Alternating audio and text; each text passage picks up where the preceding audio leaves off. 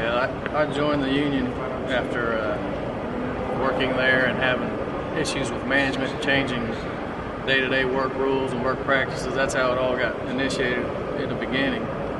And then as we went on, we started getting, a living wage and vacation days and, sick days.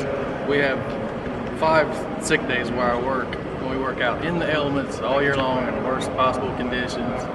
I mean, throwing trash, you can imagine, the nastiest of nasty stuff in the trash, and you get 5 sick days to make it through winter, the flu season, and then the following year you go through the flu season again. And if you didn't have a union to bargain and ask for these things,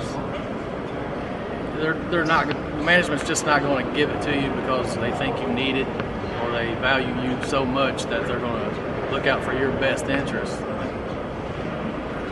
It's just that if the Republicans get their way, and they are at this point, they got the majority in the last election. There's an agenda here that was set in motion a few years back when George Bush was president, that he started a war to give government funds and money to big business. And if you smash the union, the people that pay union dues to fund a Democratic candidate, there's not going to be any Democratic candidates to run against the Republican. They're going to have a Republican monopoly on the government through the funds of huge corporations, business, billionaires, whoever the hell pays for these people to, implement legislation or laws or rules to benefit their business, because, big money is running the world. And I'm on the bottom rung, and I don't mean shit to any of these people. I mean, I'm just the Democrat.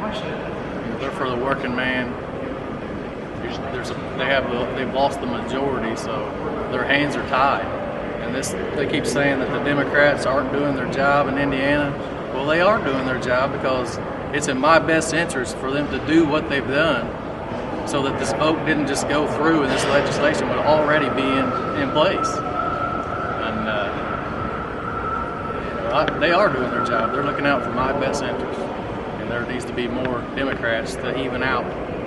There's supposed to be checks and balances. Well, that's why you have a 2-party system.